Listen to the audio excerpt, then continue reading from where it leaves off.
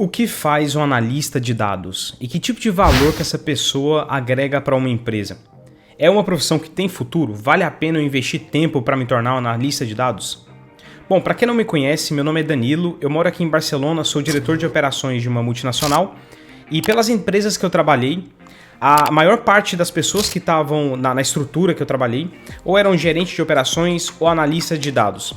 E esses analistas, eu vou falar bem disso aqui nesse vídeo, existem diferentes senioridades para um analista de dados. Isso já é um bom sinal porque a pessoa desde o começo de carreira ela pode já focar em se tornar um analista de dados e aí ela pode ir crescendo, ela pode até se tornar um Senior Data Analyst, que a gente chama, que é um analista de dados sênior.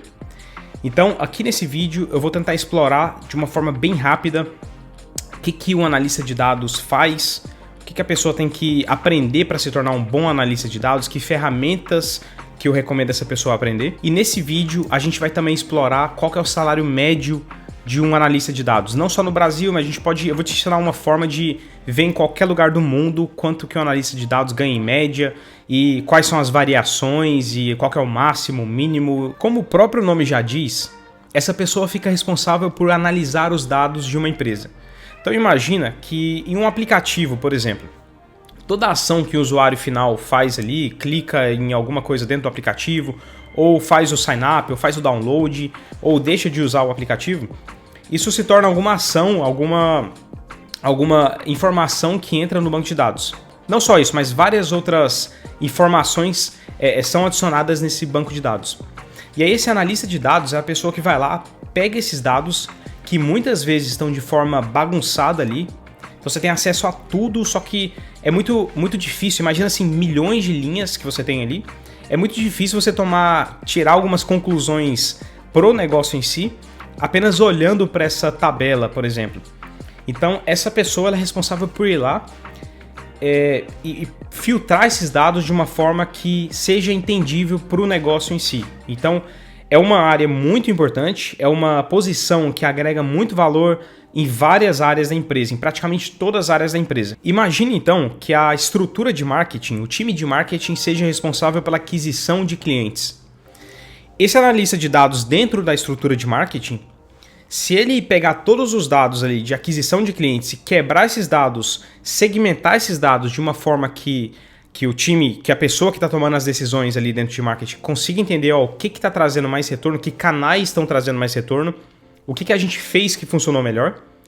Você concorda comigo que na hora de definir os objetivos dessa estrutura inteira, essa equipe vai ter uma direção muito mais certeira, porque é baseado no que já aconteceu e deu certo. Então tá aí um exemplo de como um analista de dados pode realmente fazer a diferença pro todo. Vai definir então, baseado em dados, a direção daquela equipe.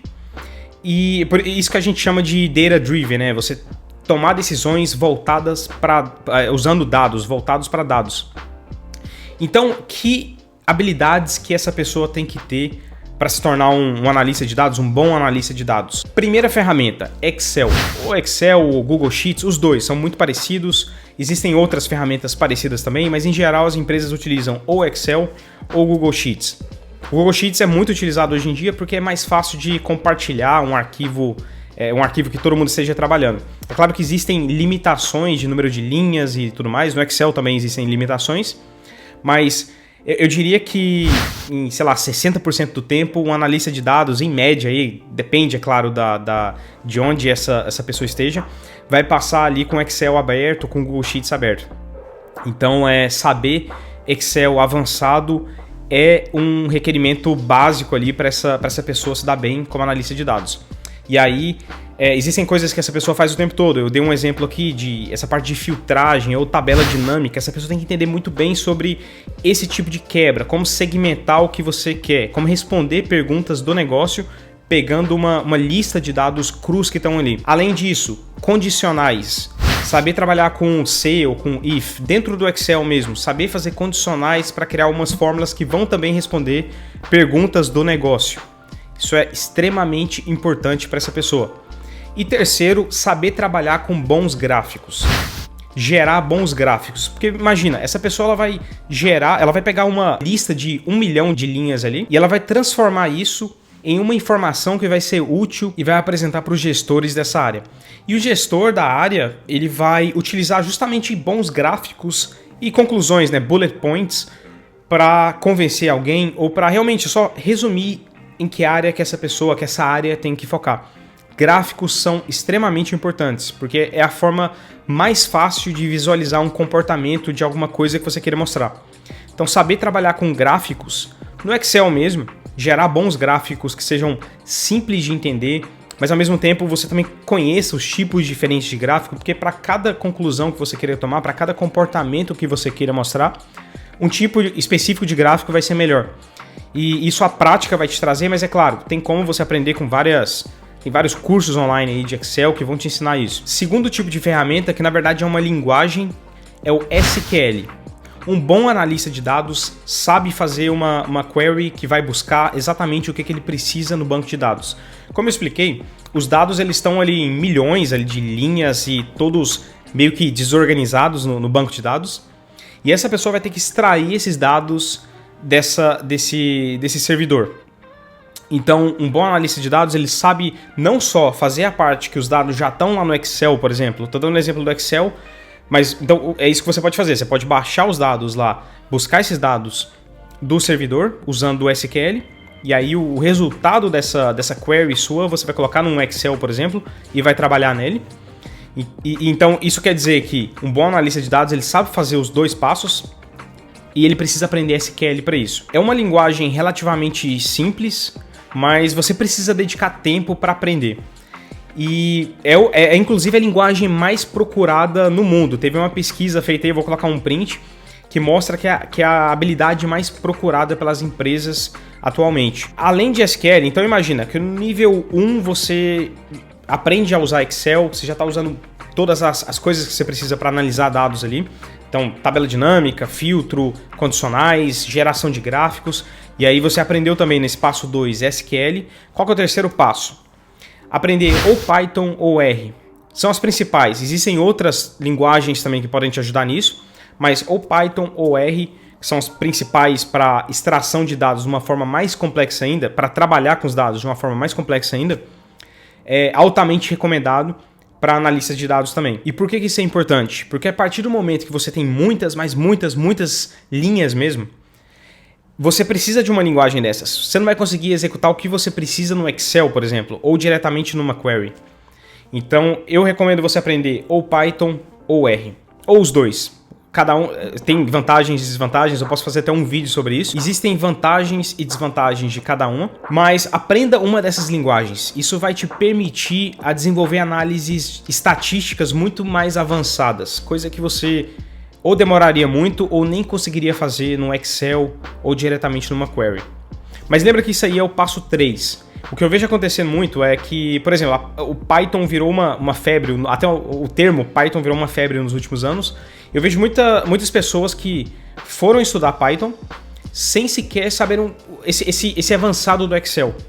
E tudo bem, é válido, a informação é coisa importante que você está aprendendo ali, é recomendado, você vai usar Python para várias outras coisas também. Mas aprender o básico primeiro vai te ajudar até na hora de entender por que você está aprendendo sobre Python. Então, se você não sabe Excel avançado, aprenda Excel avançado primeiro. E aí depois você parte para SQL, depois Python ou R. Essa é minha opinião, baseado no que eu tenho visto no mercado, com pessoas que eu tenho trabalhado no mercado. Além disso, o que é importante para um analista de dados focar em aprender? Boa comunicação, como eu comentei. Você vai ter que apresentar gráficos, você vai ter que convencer pessoas baseado nos dados que você tem ali. Muitas vezes também baseado na intuição que você tem, que é baseado em vários outros dados que você interpretou no passado. Então, boa comunicação, bom poder de convencimento é extremamente importante para o analista de dados se dar bem. E isso pode acontecer, eu já vi isso acontecer muito, da pessoa ser muito boa tecnicamente, saber todas essas ferramentas que eu falei, só que a pessoa ela não tem uma boa comunicação, ou às vezes até tem, mas ela não tenta, ou porque é muito tímida, ou porque realmente não tem muito interesse em entrar nessa parte de convencimento, de apresentação do que foi feito ali.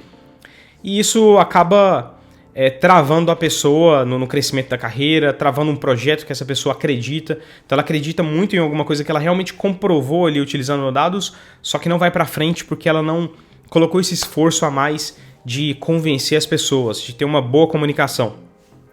Além disso, formação. As pessoas falam muito sobre formação. Eu tenho que ter formado em matemática, estatística, alguma coisa do tipo. Olha, pela minha experiência, formação não é um pré-requisito. Tem vários analistas de dados, gerentes de operações que eu trabalhei, que não tiveram uma formação muito óbvia para a área, não são de exatas ou de alguma coisa relacionada a dados. Então, formação eu não acho que seja um pré-requisito, mas a vocação é um pré-requisito. Então, pessoas que se formaram, eu vou dar um exemplo, sei lá, de se formaram em direito ou não se formaram, mas no fundo elas têm uma vocação para números, elas gostam de tentar entender matematicamente por que uma coisa é daquele jeito, tentar comprovar por estatística que um comportamento ele vai acontecer de novo.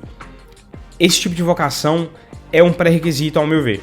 Então formação não é tão importante assim, sabendo que se a pessoa ela formou numa área que não tem muito a ver com isso, obviamente ela vai ter que dedicar mais tempo no futuro aprendendo sobre ferramentas que provavelmente um engenheiro aprendeu na faculdade. Mas não quer dizer que a pessoa não vai ser um excelente analista de dados.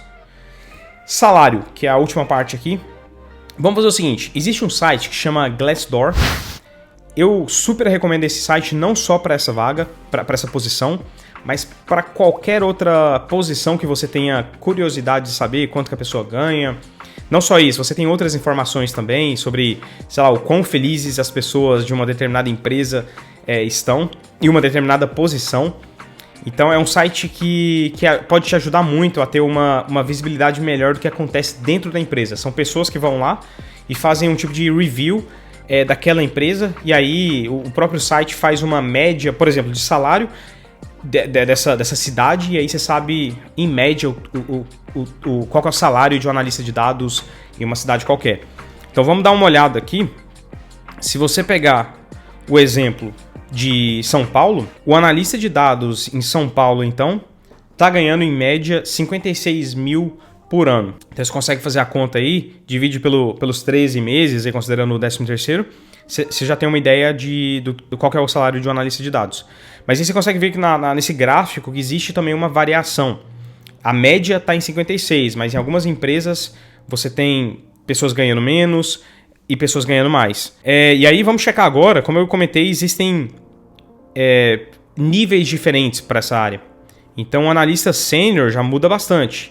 Já muda para 128 mil reais. Você vê que a curva está jogando muito para baixo ali também, mas está próximo da média. Mas você vê que dá para aumentar muito o salário. Então, ou seja, tem dá para criar uma projeção de carreira aqui dentro. E além disso, um bom analista de dados é uma pessoa que ela passa a entender os dois lados da coisa. Ela aprende tanto a interpretar dados que estão ali bagunçados no sistema, mas também ela aprende a se comunicar com gestores ali, com executivos, e ela passa a entender mais sobre o negócio. Então, o bom analista de dados tem o potencial de se tornar um CEO de uma empresa um dia. É um tipo de investimento. Um bom CEO, ele entende de dados. Claro que dependendo da empresa, mas em geral, das empresas que a gente conhece hoje, um bom CEO, ele sabe, ele tem que entender esse processo não em detalhes, mas assim, essa busca de dados, transformação. Então é uma posição com muito potencial, não só no Brasil, mas fora do Brasil também. E como dados, matemática é uma linguagem universal, a pessoa que se comunica em inglês e sabe sobre dados, ela vai ter muito mais facilidade de arrumar um emprego fora do Brasil. Porque existem algumas diferenças, às vezes, no tipo de linguagem que é mais utilizada, mas nem tanto assim. Em geral, número é número, 2 mais 2 é igual a 4 em qualquer lugar do mundo.